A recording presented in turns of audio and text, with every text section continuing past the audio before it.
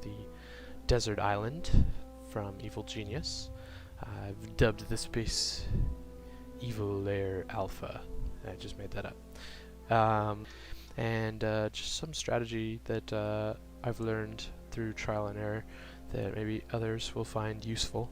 I have a tendency to ramble a bit, so there's a fair warning, just in case I forget and start doing it. But I will try my best to keep this video moving along and not dwelling. The hallway is all connected here. It's really really quick traveling for minions and guards, etc. The hall leads to two entrances. I have one main entrance here into my Hall of Death, as I like to call it. As you see, I have plenty of guards waiting for some unsuspecting agents. And then I also have another entrance here, which I'll go over these shortly. But you may notice here, in between I have a strong room filled with gold, and I have my briefcase here. 3 key-coded doors, and the reason for having 2 is because I do not want my minions in here, because they will get sucked in, knowing them. And in order to stop that, you have a 3 key code door here, which a agent will break into, and when they break into it, they'll leave it open for I think it's like 20 seconds or so. And if I only had one door, the second that door was open, I'd have valets running in and people trying to escort these guys out of my base, because they're all pretty much non-responsive. As you can see here, their stats on their brain are very low, so they just kind of sit here and take this trap. And whoa, we're going to follow this guy for a sec. Okay. So yeah, the trap itself, you can find schematics for it. It's called the Uber Trap design.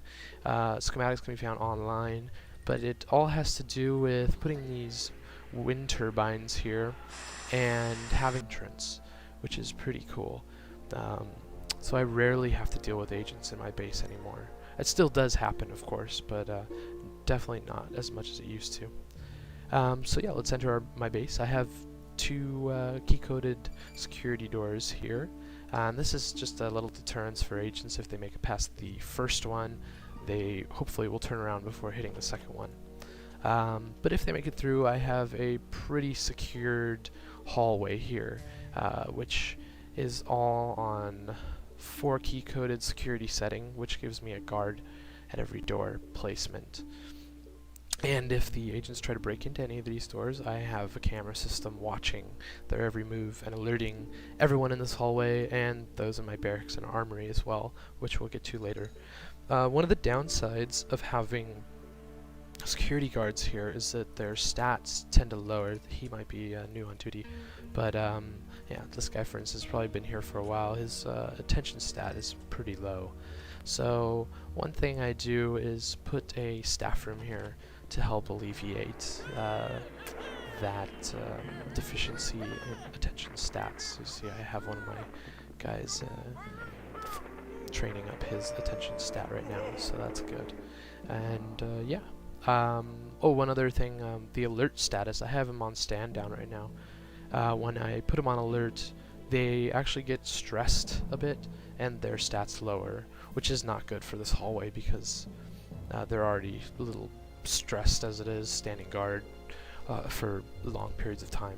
So I tend to keep it on stand down unless I'm really under attack. In that case, I'll go to yellow alert.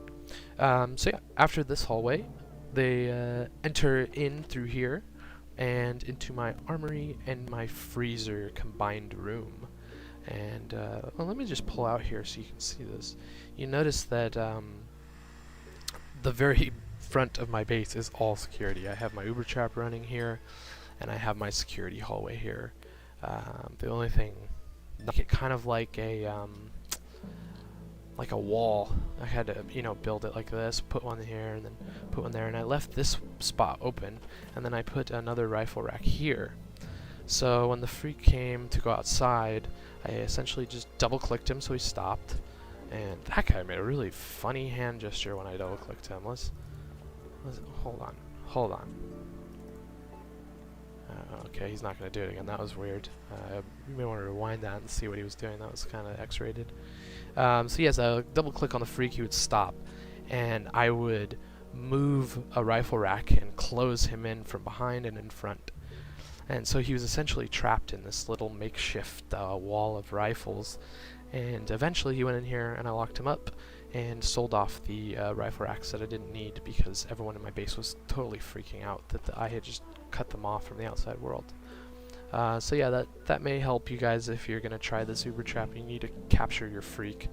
You can just double click him to stall him and then kind of box him in and force him into the spot. So yeah, continuing on, let's go to my barracks. My barracks is kind of a multi-purpose barracks. I have the main barrack here, plenty of gym equipment, plenty of beds for rest. I have loot spread throughout inside, so they're pretty much always getting stat boosts.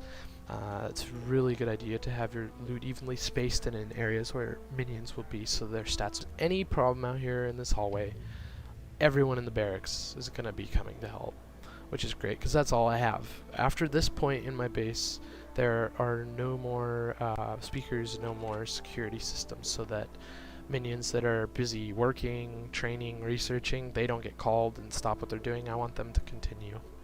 So yeah. Oh, let's one last thing before we leave this area. You notice how I've created this so that it is kind of a diagonal route to the exit into my base. I did this so that the minions would kind of follow along a set path, hitting all the loot in the process, and in order to get through, they have to curl through here.